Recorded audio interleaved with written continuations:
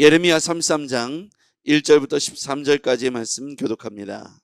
예레미야 33장 1절. 예레미야가 아직 시위대 뜰에 갇혀 있을 때에 여호와의 말씀이 그에게 두 번째로 임하니라. 이르시되 이를 행하시는 여호와, 그것을 만들며 성취하시는 여호와, 그의 이름을 여호와라 하는 이가 이와 같이 이르시도다. 너는 내게 부르짖으라. 내가 내게 응답하겠고 내가 알지 못하는 크고 은밀한 일을 내게 보이리라. 이스라엘의 하나님 여호와께서 말씀하시니라. 무리가 이 성읍의 가옥과 유다 왕궁을 얼어서 갈대인의 참호와 칼을 대항하여 싸우려 하였으나 내가 나의 노여움과 분함으로 그들을 죽이고 그들의 시체로 이 성을 채우게 하였나니 이는 그들의 모든 악행으로 말미암아 나의 얼굴을 가리어 이 성을 돌아보지 아니하였음이라. 그러나 보라, 내가 이 성읍을 치료하며 고쳐낫게 하고 평안과 진실이 풍성함을 그들에게 나타낼 것이며 내가 유다의 포로와 이스라엘의 포로를 돌아오게 하여 그들을 처음과 같이 세울 것이며 내가 그들을 내게 범한 그 모든 죄악에서 정하여 하며 그들이 내게 범하며 했던 모든 죄악을 사할 것이라. 이 성읍이 세계 열방 앞에서 나의 기쁜 이름이 될 것이며 찬송과 영광이 될 것이요 그들은 내가 이 백성에게 베푼 모든 복을 들을 것이요 내가 이 성읍에 베푼 모든 복과 모든 평안으로 말미암아 두려워하며 떨리라. 여호와께서 이와 같이 말씀하시니라. 너희가 가리켜 말하기를 황폐하여 사람도 없고 짐승도 없다 하던 여기 곧 황폐하여 사람도 없고 주민도 없고 짐승도 없던 유다 성읍들과 예루살렘 거리에서 즐거워하는 소리, 기뻐하는 소리, 신랑의 소리, 신부의 소리와 및 만군의 여호와께 감사하라. 여호와는 선하시니 그 인자하심이 영원하다 하는 소리와 여호와의 성전에 감사제를 드리는 자의 소리가 다시 들리리니 이는 내가 이 땅에 포로를 돌려보내어 지난 날처럼 되게 할 것이나 여호와의 말씀이니라. 만군의 여호와께서 이와 같이 말씀하시니라. 황폐할 사람도 없고 짐승도 없던 이곳과 그 모든 성읍에 다시 목자가 살던 곳이 있으리니 그의 양떼를 눕게 할 것이라. 산지와 성읍들과 평지 성읍들과 네겝의 성읍들과 베냐민 땅과 예루살렘 사면과 유다 성읍들에서 양떼가 다시 계수하는 자의 손 아래로 지나리라. 여호와께서 말씀하시니라. 아멘. 이 말씀을 통해서 우리에게 주시는 은혜가 있기를 주의 이름으로 축복합니다. 자, 하나님은 어떤 분이신가요? 네, 하나님은 오늘 성경에 이렇게 본인을 소개하고 있습니다. 2절 말씀입니다. 예레미야에게 시위대 뜰에 갇혀 있을 때 두 번째 임한 계시의 말씀 2절입니다. 시작. 이를 행하시는 여호와, 그것을 만들며 성취하시는 여호와, 그의 이름을 여호와라 하는 이가 이와 같이 이르시도다. 하나님은 어떤 분이시냐면 일을 행하시는 하나님이시다. 일을 행하신다. 그 일을 또 되게 행하시는 분, 그 일을 되도록 성취하시는 여호와, 그것을 만들며 성취하시는 여호와. 그러니까 하나님은 일을 행하시는 분이시다. 그리고 그것을 만들며 성취하시는 여호와시다. 우리가 하나님을 이야기할 때 하나님은 전지전능하시다 이렇게 표현하죠. 전지전능이라는 표현은 모든 것을 아시고 모든 것을 행하시며 스스로 존재하신 하나님이시다. 그러니까 하나님은 어떤 것에 기대어 어떤 것에 힘을 얻어 그런 뜻이 아니고 하나님은 스스로 일을 행하실 수 있는 전지전능하신 분이시다. 그래서 우리가 그분 앞에 뭐를 해야 되는가? 3절에 보면 그러므로 라는 말이 생략되어 있을 것 같아요. 하나님은 어떤 분이시냐면 일을 행하시고 그것을 만들며 성취하는 여호와, 전지전능하시기 때문이죠. 그래서 그 하나님 앞에, 그런 하나님이니까 그러므로 그런 하나님 앞에 우리는 뭘 해야 된다는 거예요? 너는 내게 부르짖으라. 내가 내게 응답하겠고 내가 알지 못하는 크고 은밀한 일을 내게 보이리라. 하나님께서 우리에게 응답의 약속을 주고 있습니다. 지금 우리가 이스라엘 민족 남유다와 북이스라엘이 바벨론 포로기에 70년의 시간들을 거치고 있을 때 전지전능하신 하나님을 잊어버리지 말라는 거예요. 그 하나님 앞에 우리가 간구하면 그 하나님께서 일을 행하시고 그것을 성취해 주실 것이다. 이렇게 말씀하시는 거죠. 일을 행하시고 성취해 주실 것이다. 그런 하나님 앞에 우리가 간절히 부르짖어야 합니다. 그렇게 되면 하나님께서 우리의 부르짖음을 들으시고 오늘 우리에게 응답해 주실 것입니다. 너는 내게 부르짖으라 내가 내게 응답하겠고 내가 알지 못하는 크고 은밀한 일, 우리가 상상을 초월하는 놀라운 일이겠죠. 전혀 우리가 예상하지 못한 일이겠죠.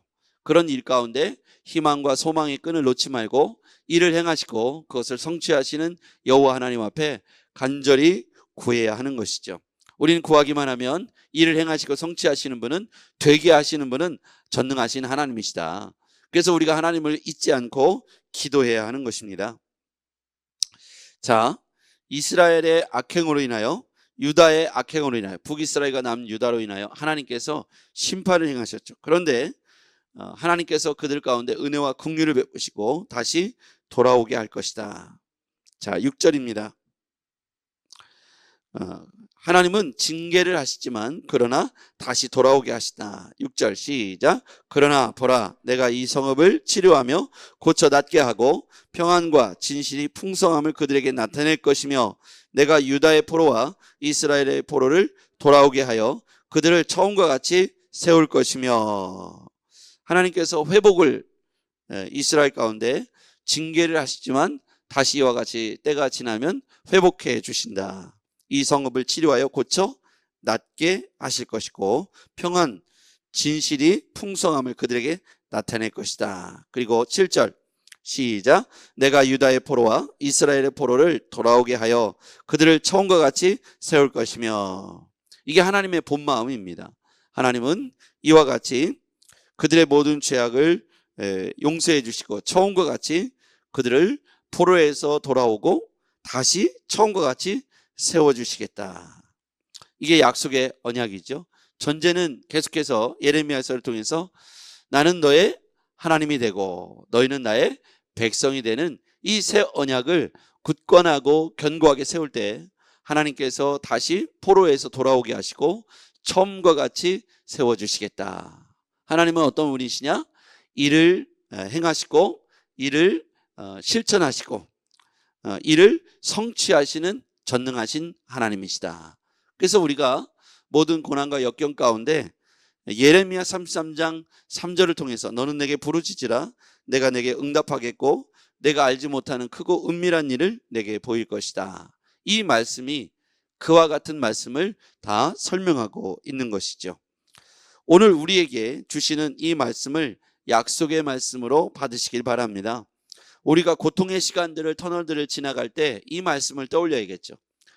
우리가 터널이 과연 끝이 올 것인가? 이스라엘의 포로기 70년을 지나면서 과연 이 70년, 그들이 예상하지 못했겠죠. 70년이라는 시간을 알지 못했기 때문에 30년, 40년, 50년 이렇게 지나갈 때 희망이 점점 끊어지고 자신들의 나이가 차며 이제 희망이 보이지 않는 그때 우리가 오늘 이 말씀을 기억해야 합니다.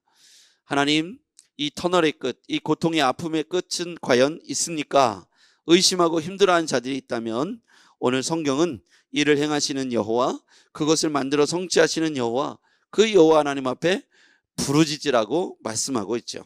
그들이 모든 악행을 갖고 있다 할지라도 하나님께서 그 성읍을 치료하고 고쳐 낫게 하시며 평안과 진실이 풍성함을 그들에게 나타낼 것이고 모든 포로에서 돌아오게 할 것이며 처음과 같이 세워줄 것이다. 이게 하나님의 본 마음이라는 것이죠. 그래서 우리가 범죄하였고 또 연약함이 있다 할지라도 하나님이 다시 긍휼을 베푸시는 때가 오니까 참고 견디며 그 아픔과 고통의 시간들을 견뎌내시기를 바랍니다. 오늘 일을 행하시고 그것을 성취하신 여호와께서 그러므로 너는 내게 부르짖으라 내가 응답할 것이다. 네가 알지 못하는 크고 은밀한 일을 내게 보일 것이다. 우리 눈에 다 안 보이죠. 근데 많은 사람들은 그 크고 은밀한 일을 먼저 보여주시면 믿겠다고 생각합니다.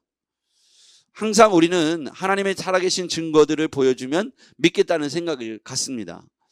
보여주면 믿겠다는 신앙과 내가 그런 하나님이다, 너는 내게 부르짖으라. 내가 응답하겠고 크고 은밀한 일을 그때 보여주게 될 것이다. 이를 행하시고 그것을 성취하시는 여호와라고 분명히 믿는다면, 처음과 같이 다시 세워질 것을 믿는다면, 우리가 남유다와 북이스라엘 향해서 그들이 모든 악행으로 말미암아, 즉 우상숭배, 하나님과 거리가 멀어지고 하나님을 많은 신들 중에 하나로 여길 때 하나님께서 그들에게 재앙과 징계를 내리셔서 바벨론 느부갓네살 왕의 포로가 되게 하시죠. 그 모든 기간들이 70년이나 걸렸으니까 얼마나 고통스럽겠습니까? 우리가 하나님과의 관계를 지금 항상 점검해 볼 필요가 있다고 어제 말씀드렸던 것 같아요. 하나님과 우리 사이가 거리가 얼마나 되는지, 하나님과 우리 사이의 은혜의 관계가 어떻게 되어 있는지 우리 자신을 말씀으로 늘 비춰봐야 합니다.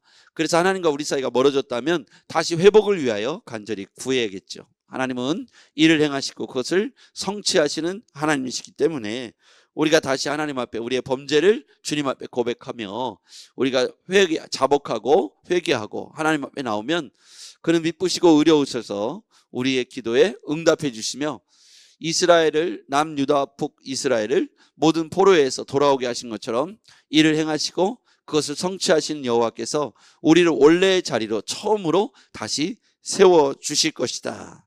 오늘 이 말씀이 우리에게 주어지는 말씀입니다. 처음과 같이 세워줄 것이다. 7절에 하반절에 있는 말씀을 기억하십시오. 유다의 포로와 이스라엘의 포로를 돌아오게 하여 그들을 처음과 같이 세워줄 것이다. 이것이 하나님의 본 마음이고 우리를 향한 하나님의 계획과 뜻입니다.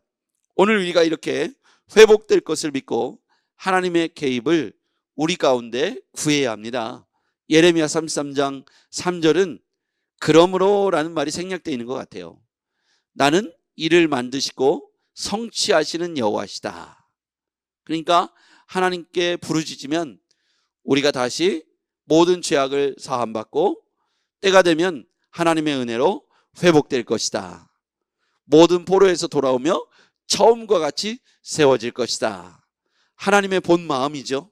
우리를 멸망과 패망으로 화로 끝나기를 원하지 않으신다. 하나님의 뜻은 우리를 향하여 너는 복이 될지라. 여러분, 우리가 천국 시민으로 살아갈 때 하나님께서 궁극적으로 우리에게 원하시는 것은 모든 삶의 궤도를 벗어나 방황하고 유리하며 모든 죄악 가운데 헤매고 있는 사람들을 다시 언약을 세워 너희는 나의 백성, 나는 너의 하나님, 그 관계를 회복하기만 하면 하나님께서 다시 전능하신 하나님, 이를 만드시고 그것을 성취하신 하나님이 우리를 모든 연약함으로부터 다시 처음 자리로 세워주신다고 약속하고 있습니다. 여러분, 지금이 그 때입니다. 하늘나라 하늘 시민으로서 우리가 하나님 앞에 회복하는 시간이 되기를 바랍니다. 멀어졌던 관계를 다시 점검하시고 하나님의 백성으로 돌아오십시오. 그리고 하나님의 백성으로서의 정체성, 소속을 분명히 하십시오. 그리고 하나님과의 의의 관계를 다시 밀접하게, 관계를 다시 정립하시고 하나님과 한 발 더 가까워지는 여러분이 되었으면 좋겠습니다.